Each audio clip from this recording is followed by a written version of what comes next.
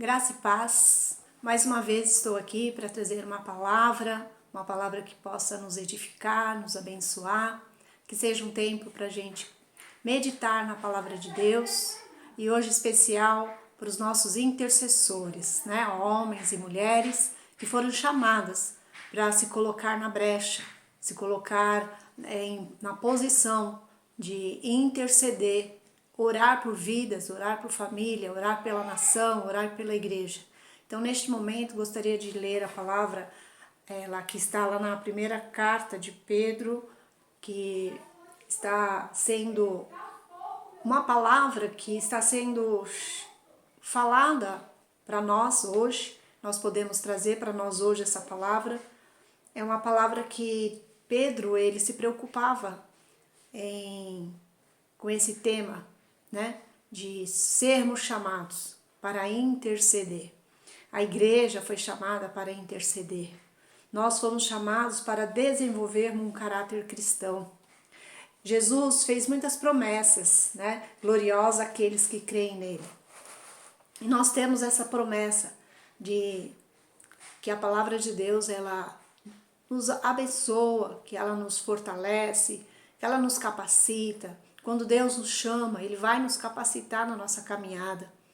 E quando Deus chamou cada um de nós para sermos intercessores, intercessoras, Ele tem capacitado cada um. Ele tem colocado em nossas mãos livros, vídeos, palavras, pessoas, para nos edificar e nos abençoar.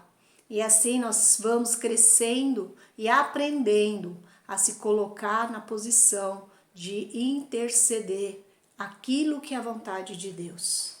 E as promessas são derramadas sobre as nossas vidas, né? Nós temos essas promessas como cristão de participar da bondade moral de Cristo nessa vida e na glória eterna. É promessa dele, né? Então nós somos co-participante da natureza divina. Quer dizer que somos pessoas, né? Pessoas transformadas, pessoas que se tornam instrumento na mão do Senhor, instrumento para ser um canal de bênção na vida das pessoas que Deus tem colocado no nosso caminhar. Pedro, ele vai nos ensinar principalmente que se arrepender e crer significa entrar no relacionamento, né, familiar com Deus. Nós entramos em intimidade, em comunhão, demonstrando aí as características do Pai, quando nós cultivamos essa intimidade na palavra, essa intimidade em oração, essa intimidade de buscar cada vez mais, nós começamos a transmitir o caráter de Cristo através das nossas vidas. E os crentes, eles já são coparticipantes da natureza divina. Quando nós aceitamos Jesus como Senhor e Salvador das nossas vidas, nós já temos essa promessa, né, de sermos coparticipantes. E isso nos faz perseverar, isso nos faz continuar para que o reino de Deus seja estabelecido e que possamos continuar nesta grande caminhada até a vida eterna, até a vinda de Cristo, até vivemos a eternidade com Ele. Esta passagem deve ser de grande interesse para nós cristãos, pois nos diz como evitar os tropeços nesta vida e como ter certeza de uma entrada triunfal na vida por vir. Primeiro, nós temos que reconhecer a garantia de que Deus providenciou todos os nossos recursos, e os recursos necessários para termos uma vida de santidade. Nós precisamos ter uma vida de piedade, uma vida de comunhão, de intimidade. Só assim nós podemos viver uma vida santa, uma vida separada.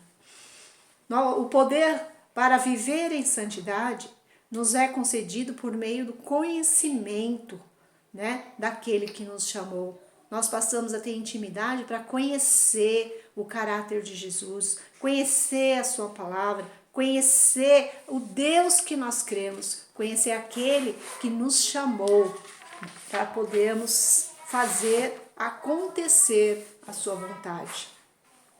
Nós passamos a ser um canal onde Deus é o próprio Deus em nós, toca outras vidas. O próprio Deus em nós, no poder do Espírito Santo, ele nos faz termos conhecimento de quem é esse Deus e podemos viver uma vida em santidade no nosso dia a dia, na nossa família, no nosso ministério. Quanto mais conhecemos, mais nós vamos nos tornar a imagem e semelhança de Jesus. O nosso chamado é um dos temas prediletos das cartas de Pedro, né? Da primeira carta, da segunda carta dele. E eu vou dizer aqui alguns tópicos que diz. Primeiro, nós somos chamados das trevas para a sua maravilhosa luz, né? 1 Pedro 2,9. Depois, 1 Pedro 2,21 fala, nós fomos chamados para seguir Cristo por um caminho de sofrimento. 1 Pedro 3,9, fomos chamados para pagar o mal com a bênção. 1 Pedro 5,10, fomos chamados para a glória eterna de Deus.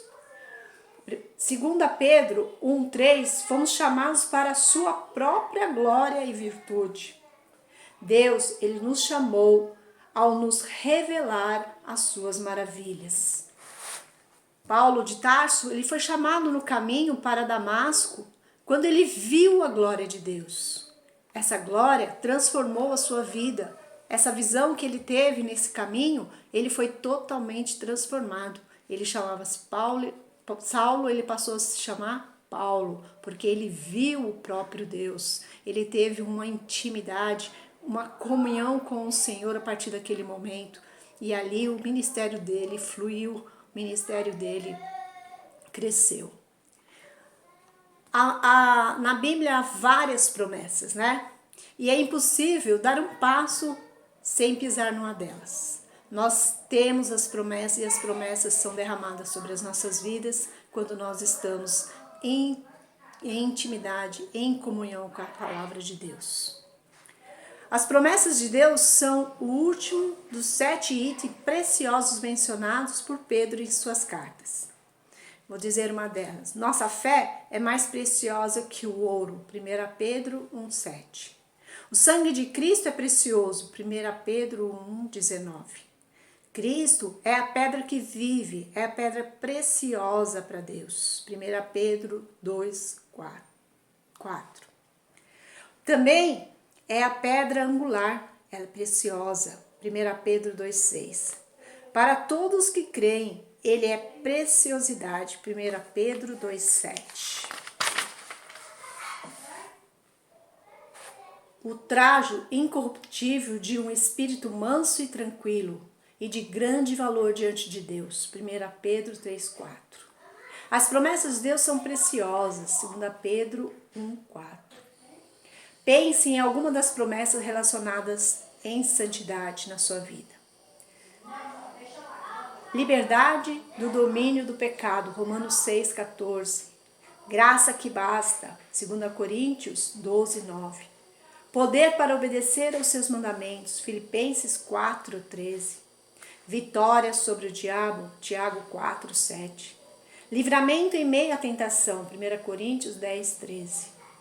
Perdão quando confessamos nossos pecados, 1 João 1,19. Deus, ele esquece os nossos pecados quando confessados, Jeremias 31:34. Resposta quando clamamos, Salmos 50:15. Por meio dessas promessas, podemos ser coparticipantes da natureza divina. À medida que desfrutamos tudo o que Deus prometeu, nós nos tornamos cada vez mais semelhante à sua imagem. O Espírito Santo, ele nos transforma de glória em glória à semelhança de Cristo. Que possamos meditar nessas palavras, meditar nesses versículos, meditar neste capítulo de 1 Pedro, 2 Pedro, que possamos buscar a santidade, a comunhão que agrada o coração de Deus, para sermos homens e mulheres transformadas, para que possamos ser um intercessor segundo a vontade de Deus. Que essa palavra possa abençoar a sua vida e que você possa ser edificado através da palavra. Amém? Glória a Deus. Amém.